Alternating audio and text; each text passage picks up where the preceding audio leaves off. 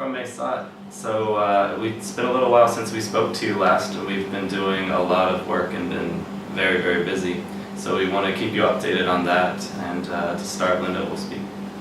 So a couple of days ago we went to an anti-trafficking event at the market nearby, and basically at this event so many organizations from Mesat came together, both Burmese organizations and Thai organizations, to talk to the audience about trafficking and several issues around trafficking. So there were several speeches and presentations and demonstrations by, for example, the MAT Foundation, which works here in Mesat and Chiang Mai, the IRC, which is the International Refugee Committee, and also some Thai immigration officials, and even one of two women police officials here in Mesat.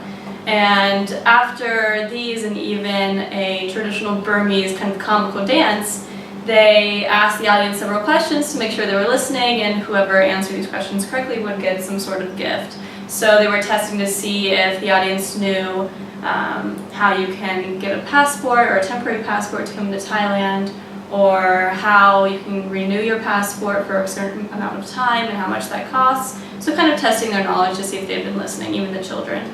And about halfway through the event, a lady from CPPCR, which stands for the Committee for the Protection and Promotion of Child Rights, began translating for us, and she also began to tell us a little bit about her past. She comes from Burma, and she works for this organization that works to support child rights, and she came to follow her sister, who actually became a medic through the Maytao Clinic. So we're kind of starting to form all these connections. And she was very sweet, and she was very interested in knowing about GloMed. So I told her a little bit about it, and I will shortly, in a while, send her an email to send her more information. Earlier that day, we got to shadow the mobile medical team for the first time.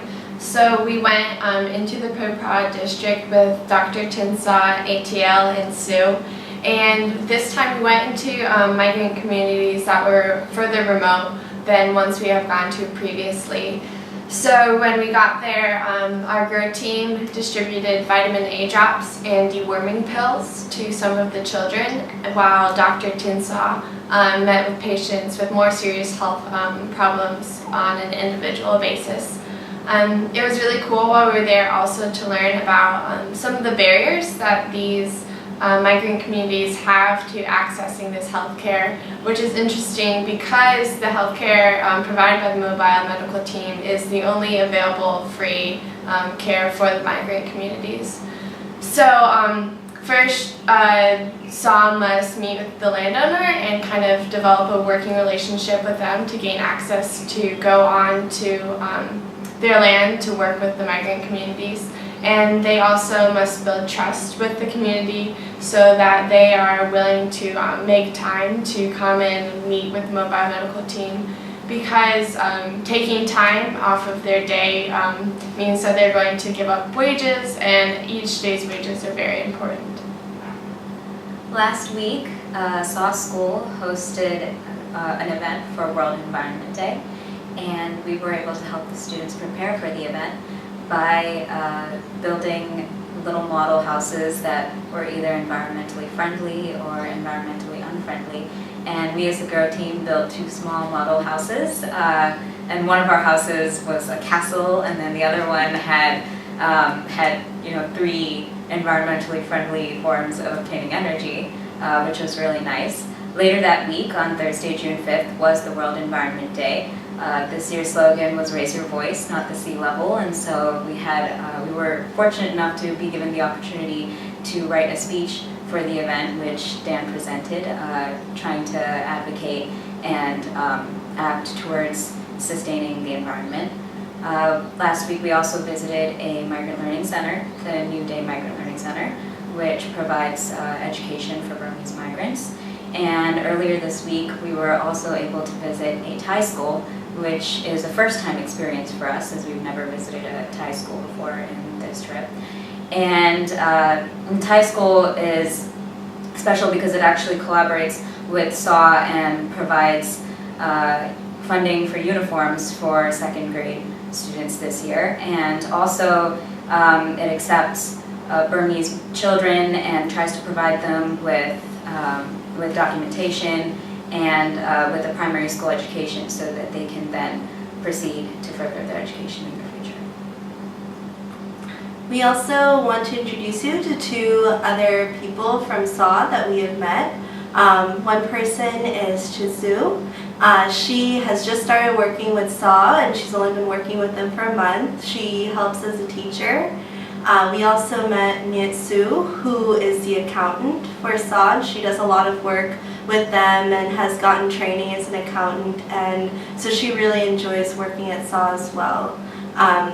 After we've met all these people, we wanted to interview everyone at SAW and be able to put together a comprehensive documentary of the interviews and some of the experiences we've had so that we can bring that back to our chapter and the rest of our friends and family and community members at UC. And so we interviewed several more people this week and last week. 2 of the people that we interviewed that I wanted to mention was Dr. Tinsa.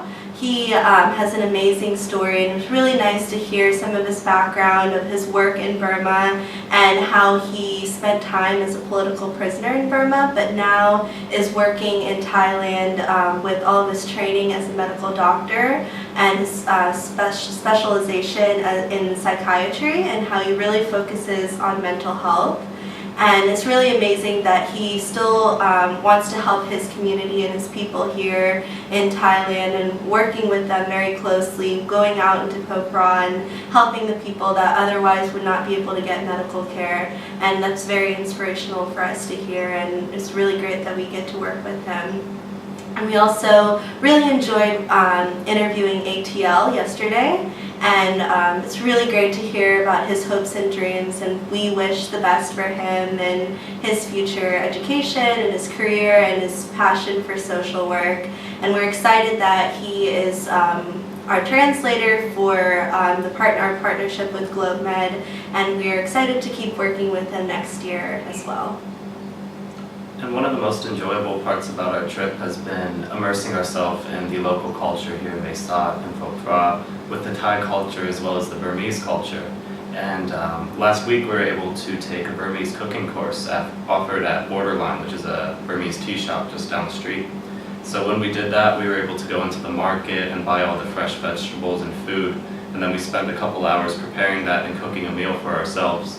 We had some good lemongrass juice, a cucumber salad, samosas, and a vegetable curry, which was so much food, but it was amazing. And you know, we expected to immerse ourselves in the Burmese and the Thai culture, but what we didn't expect was when we met this group of French students who are here teaching English at a migrant learning center, we've been able to hang out with them a lot and get to know the French culture as well as the education system there, and to learn a little bit about their lives as well. So it's been really great, all of our work with SAW as well as the time that we spent outside of it. And we hope that you enjoyed hearing a little bit more about what we've done this past week and a half or so, and we look forward to updating you again in the future.